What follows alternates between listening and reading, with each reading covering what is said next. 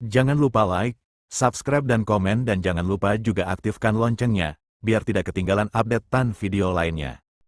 Untuk membunuh kawanan ular raksasa pemakan manusia, pria ini mengencangkan sabuk pengamannya. Saat ular hendak menyerangnya, Daniel langsung melompat ke dalam lubang, lalu segera membuka ikat pinggangnya. Setelah itu ia berlari ke depan tanpa melihat ke belakang. Hanya saja ular ini kelaparan selama 3 tahun, bagaimana bisa memaafkannya? Ia menggunakan aromanya yang ringan untuk mengejar mangsanya. Daniel melihat ular mendekat dari belakang. Dia segera memanggil rekan satu timnya untuk membuka pintu keamanan. Sedetik sebelum ular masuk, pintu akhirnya tertutup, dan kini mereka baru saja melarikan diri seumur hidup. Daniel kemudian membawa pacarnya dan segera meninggalkan tempat ini. Dan aku akan mengikuti rencana awal untuk menghilangkan ular itu. Karena mereka telah memasang sejumlah besar bahan peledak kuat di sana. Ular itu segera muncul kembali. Daniel juga menyusulnya, dan respondennya, Curly, juga tiba. Mereka berada di pintu masuk gua sambil melepaskan tali. Saat Daniel semakin dekat ke ular, Curly dengan cepat melemparkan tali. Gua tersebut dimaksudkan untuk dimasuki mobil di salah satu ujungnya, dan di saat yang sama, Daniel juga mencapai salah satu ujung gua. Lalu segera ikat tali dari lantai ke tubuhnya, lalu gunakan radio untuk memberitahu komplotannya agar menariknya ke atas. Saat ular hendak menyerangnya, mobil mulai berjalan, menarik Daniel keluar dari gua. Namun, ketika semua orang mengira itu aman dan rencana lama berjalan lancar, saat ini mesin sedang bermasalah, tepat pada saat dibutuhkan. Bahkan jika gadis ini mencoba seperti ini, itu tidak akan berhasil. Dokter tidak punya pilihan selain kembali untuk memeriksa situasinya.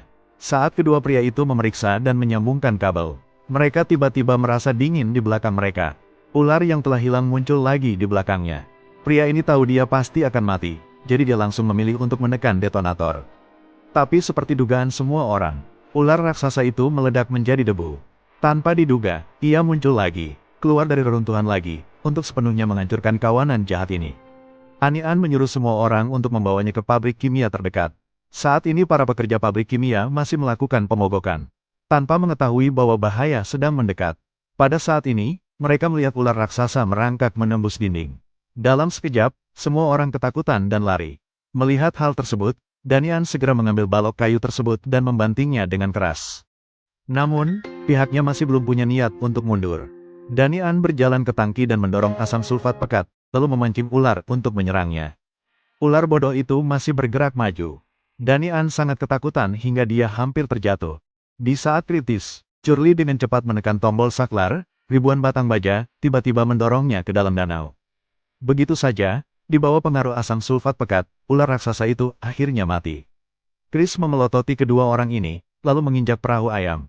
Saat perahu lewat, talinya pun ikut melayang. Baris selanjutnya, rasa sesak napas yang hebat menyebabkan keduanya kesakitan luar biasa. Tapi yang lebih menyebalkan lagi adalah, spesies karang ini tumbuh di dasar laut. Menikamnya dan merobek pantatnya, darah mengalir tanpa henti. Beruntung, saat perahu terbalik, keduanya bisa memanfaatkan sejumlah oksigen untuk bernapas.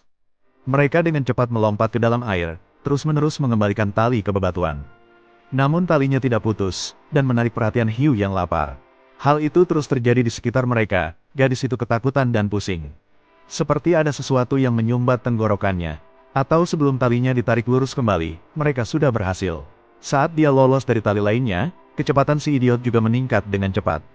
Mereka sekali lagi menjadi linglung. Matanya gelap, seolah-olah dia akan pingsan. Yang lebih mengkhawatirkan lagi adalah meningkatnya jumlah hiu. Mengelilingi mereka, menunggu kesempatan datang. Tentang mereka berdua, mereka tidak bisa menahan diri lagi. Kemudian, memanfaatkan perahu yang berputar, mereka kembali menyelam ke dalam air dan melilitkan tali pada sebongkah batu karang. Ketika Chris di kapal menemukannya, talinya telah ditarik lurus. Mengetahui bahwa segala sesuatunya tidak baik, dia segera mendesak staf untuk menginjak pedal gas di perahu. Dan pria itu menggunakan kakinya untuk memegangnya erat-erat, tidak membiarkan dirinya ditarik. Saat junior Chris terus meningkatkan tenaga kudanya, talinya putus. Dan seorang junior di perahu itu langsung jatuh ke air karena dia tidak bisa menghindarinya. Hiu-hiu yang berputar-putar pun tertarik dan langsung memakan pria tersebut, namun sang kapten tidak hanya tidak menyelamatkannya. Sebaliknya, aku menyuruh anak buahku untuk membalikkan kapal dan menyerang dua orang di depanku, ingin mereka mati. Saat dia hendak mendekati mereka, Chris tersenyum puas, tidak tahu bahwa mereka telah menyiapkan tindakan perlindungan. Sebelum perahu menabrak mereka, mereka berdua menyelam ke dalam air, hanya untuk menghindari pukulan fatal. Di dasar laut, Mereka menemukan tangki oksigen yang hilang tadi, sehingga mereka berdua hanya mengandalkan sedikit oksigen tanpa mencapai permukaan laut. Chris mengira bahwa mereka berdua sudah mati. Silakan ikuti agar tidak ketinggalan video menarik.